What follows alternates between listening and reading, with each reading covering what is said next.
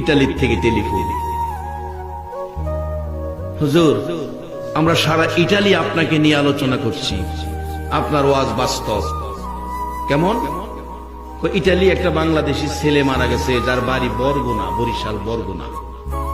হুজুর, হসপিটালে মারা গেছে ছেলেটার স্ত্রীর নামে অ্যাকাউন্ট নাম্বার নিয়ে টেলিফোন করলাম স্ত্রীকে, তোমার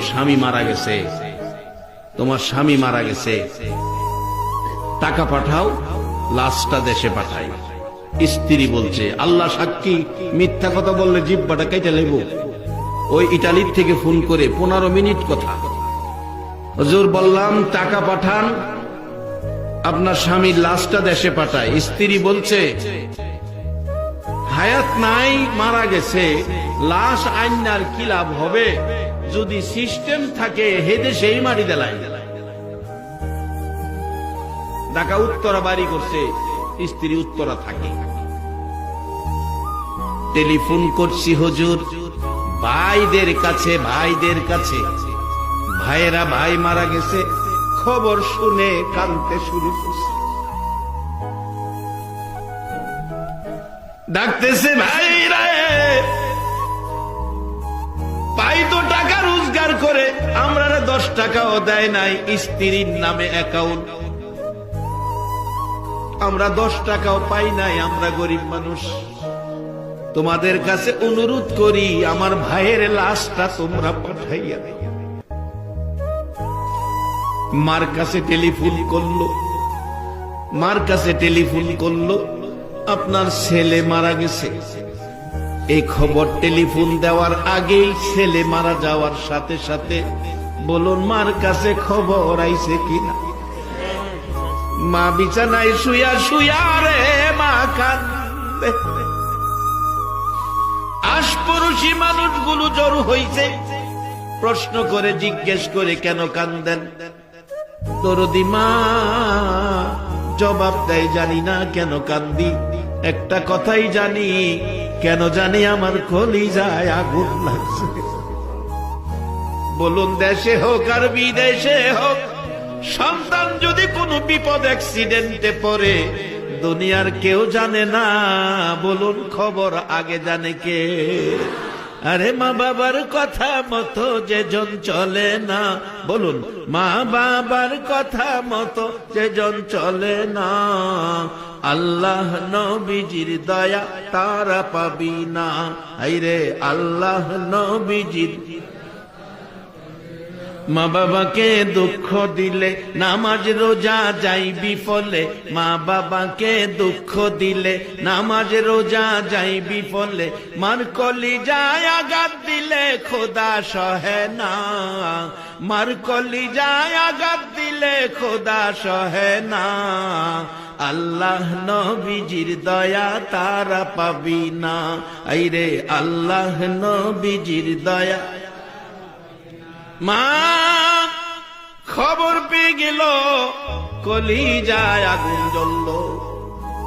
টেলিফোন করছে ছেলেটা মার কাছে, শোনা যায় মা বিনায়া কান্দে। ছেলেটা বলেন, হুজুর প্রশ্ন করলাম, কাঁদতেছেন কেন? একটা খবর শোনানোর জন্য টেলিফোন করেছি। মা জবাব দিচ্ছে, কি খবর শোনাইবি রে? খবরের আগেই দিয়ে আমার কলিজায় আগুন জ্বলতেছে। খবর শোনার আগে যার কলিজায় আগুন জ্বলে গো, বলুন এই মানুষটাকে। এই মা বাবারে যদি কেউ মশা কামড় দেওয়ার ব্যথা দিয়া থাকো, মনে রেখো নামাজ রোজাই তোমার কাজ হবে না। বহুত নামাজি রোজাদার আমলদার জাহান্নামে যাইব, কোরআন বলছে। আমিলাতুন নাসিবাতুন তাসলা নারান হামিয়া। মা ডাকতেছে, এরে বাবা, আমি তো কান্না থামাইতে পারতেছি না, টেলিফোন করে কি বলবি বল। মাগো আপনার ছেলে মারা গেছে, এবার বলুন মার কান্না বাড়ছে না কমছে? তাই তো কবি বলছে, মায়ের কান্দন যাবজ্জীবন, 2-4 মাস বনের কান্দন রে, ঘরের পরিবারের কান্দন কয়েকদিন পর থাকে না। দুঃখের দরদি আমার জনম দুঃখী মা, দুঃখের দরদি আমার জনম দুঃখী মা। ওই ছেলেটা বলছে, হুজুর মা কথা বলতে পারে না, এই খবর শুনে কান্নার জন্য ডাকতেছে, বাবা আমার ছেলের লাশটা তোমরা আমি মার কুলে ফিরাইয়া দাও। যেইভাবে ছোটকালে পচরা পায়খানা করছে, নাকে দুর্গন্ধ লাগে নাই, আমি মা আমার ছেলের মৃত লাশটা পৌঁছাইয়া দাও, আমি এই দুর্গন্ধযুক্ত লাশটা আমি মা কুলে লইয়া কলিজা ঠান্ডা করব। অনুরোধ করি, আমি মার কাছে পয়সা নাই, তোমাদের কাছে ভিক্ষা চাই, ভিক্ষা চাই, আমার ছেলের মৃত দেহ লাশটা আমি মার কাছে ফিরাইয়া দাও। হুজুর মায়ের কান্না শুনে আমাদের সহ্য হয় নাই। আমরা বাংলাদেশিরা সকলে মিলে মসজিদ আছে, মসজিদ থেকে কালেকশন করে লাশটা বাড়িতে পাঠাইছি। আজকে 22 তারিখ, আজকে সেই লাশটা বাংলাদেশে আসার কথা। বলছে 22 তারিখে হুজুর লাশটা বাংলাদেশে যাবে, আজকে সেই লাশ বাংলাদেশে আসবে। বাজান স্ত্রী কয়, সুযোগ থাকলে সিস্টেম থাকলে এই দেশে মারি দিলাম। আর ভাইয়েরা কান্দে, টাকা নাই কি দিয়ে আনবো। মা বলছে ভিক্ষা চাই, আমার ছেলের লাশটা ফিরাইয়া দাও।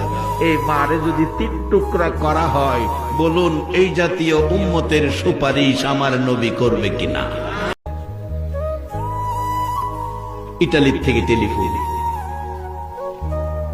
হুজুর আমরা সারা ইটালি আপনাকে নিয়ে আলোচনা করছি, আপনার ওয়াজ বাস্তব। কেমন? ইটালি একটা বাংলাদেশি ছেলে মারা গেছে, যার বাড়ি বরগুনা, বরিশাল বরগুনা। হুজুর হসপিটালে মারা গেছে ছেলেটা, ছেলেটার স্ত্রীর নামে অ্যাকাউন্ট নাম্বার নিয়ে টেলিফোন করলাম স্ত্রীকে, তোমার স্বামী মারা গেছে, তোমার স্বামী মারা গেছে, টাকা পাঠাও, লাশটা দেশে পাঠাই। স্ত্রী বলছে, আল্লাহ সাক্ষী মিথ্যা কথা বললে জিহ্বাটা কেটে নেব। ওই ইটালির থেকে ফোন করে 15 মিনিট কথা। হুজুর বললাম টাকা পাঠান, আপনার স্বামীর লাশটা দেশে পাঠায়। স্ত্রী বলছে হায়াত নাই, মারা গেছে, লাশ আইনার কি লাভ হবে, যদি সিস্টেম থাকে হেদে সেই মারি দেলাই।